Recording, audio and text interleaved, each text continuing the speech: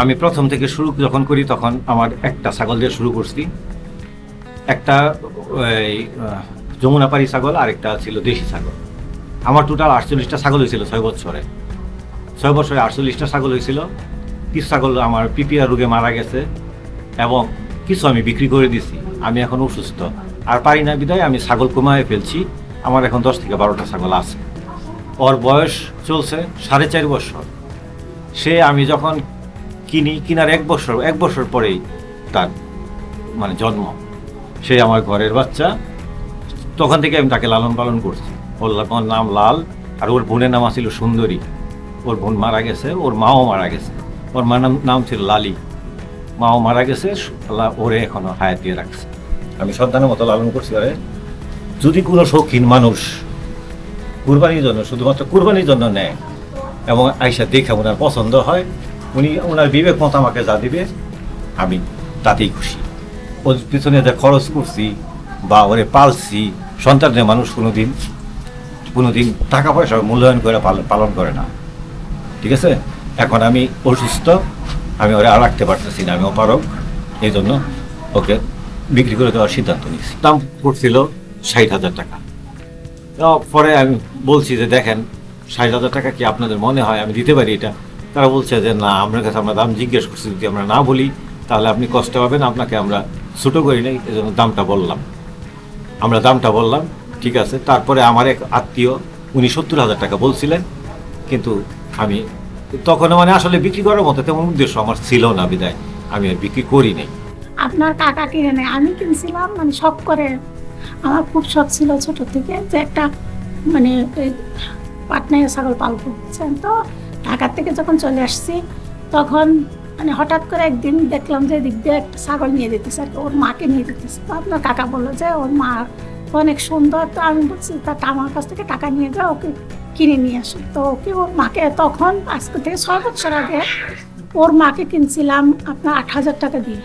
আমি নিজের সন্তানের মতো লালন পালন করি, কিন্তু ডাকি ওকে আমি ভাই, বুঝছেন। ও ভাই বললেই খুব খুশি হয়, তাই ওকে ভাইই ডাকি। আর ও ছোট থেকে পালতেছি, ও আমার সব কথা বুঝে, সব কথা শুনে, সারাদিন ও আমার সাথে থাকে। তো এসে দেখলেন বিছনায় ঘুমায়, আবার যখন বলি যে ভাই গিয়ে বাইরে প্রস্রাব করে আসো, তখন বাইরে গিয়ে প্রস্রাব করে আসে। পরে আবার ঘরে চলে আসে, খাওয়াই ওকে। সকালে আসে কাঁঠাল পাতা খায়, তারপর আপনার কতক্ষণ পরে যখন ওর পানির পিপাসা লাগে আমার কাছে যায়, পাকের ঘরে যায়, গিয়ে আমাকে টানে, ও চিরা দিয়ে চিনি লবণ দিয়ে পানি খায়। ও যখন ওর জন্ম, খুব শীতের মধ্যে ওর জন্ম ছিল।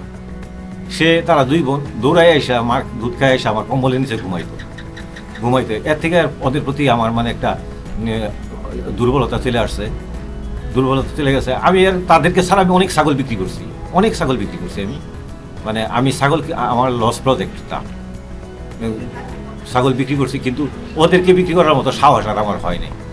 ঠিক আছে, আমি বিক্রি করি। ওর এক ভাই, ওর ইমিডিয়েট ছোটো এক ভাই, নীল নাম ছিল, ওকে আমি কুরবানি দিছি। তারপরে ওর বোন অনেকগুলি আছিল, আমি বিক্রি করছি, কিন্তু ওরে বিক্রি করার মতো আমার সাহস ছিল না। ওইটাই আমি ওকে এইভাবেই রাখছি। গত বছর ময়মনসিংহে সাকির হাউস নিয়ে গেছিলাম, সেখানে এক ভদ্রলোক 60,000 টাকা দাম করছিল, আর আমার এক আত্মীয় 70,000 টাকা দাম করছিল, কিন্তু সেই নিয়ে যেত গা। কিন্তু একদিন টাইম থাকায়, সময় না থাকায়, ঢাকা পর্যন্ত না নিতে পারে, সে আর নিতে পারে না। ওর উচ্চতাটা আমি ফাইনালি বলতে পারবো না কতটুকু, আমি কোনো সময় মাপি নেই, আর লম্বাটা বলতে পারবো না।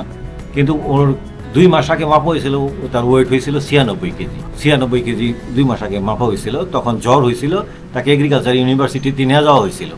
তখন তারা তো ওজন নামে দেয় না, ওষুধ দেয় না। তখন মাপছিল 96 কেজি ওয়েট ছিল। এখন কত আছে বলতে পারবো না আমি। আর এগুলি যারা কুরবানির জন্য নিবেন, যারা শৌখিন মানুষ, ওরা ওয়েটের চিন্তা আমার মনে হয় করবেন না। উনি দেখলে মনে হয় পছন্দ হবে, পছন্দ হলে উনি কুরবানি করবেন। ওকে সন্তানের মতো লালন পালন করছি। ওর যদি কোনো মানে ব্যক্তি ওকে মানে শখ করে কোরবানির জন্য নিয়ে যায় এবং সঠিক দাম দেয়, তাহলে আমি ওকে ছেড়ে দেব। কারণ ওকে আমি এখন রাখতে পারতেছি না। এটার কারণ হচ্ছে আপনাদের ভাইয়া অসুস্থ। ওকে এখন মানে আমি তো, আমার পক্ষে তো আর পাতা কাটা, ঘাস কাটা সম্ভব না। সেই কারণে আমি ওকে ছেড়ে দিতে চিন্তা ভাবনা করছি। আগে আরও চিন্তা ভাবনা ছিল যে ওকে কখনো বিক্রি করব না, ও আমি যতদিন বাঁচবো বা ও যতদিন বাঁচে ততদিন আমার কাছে থাকবে, কারণ অপারক হয়ে আর কি বিক্রি করতে হচ্ছে।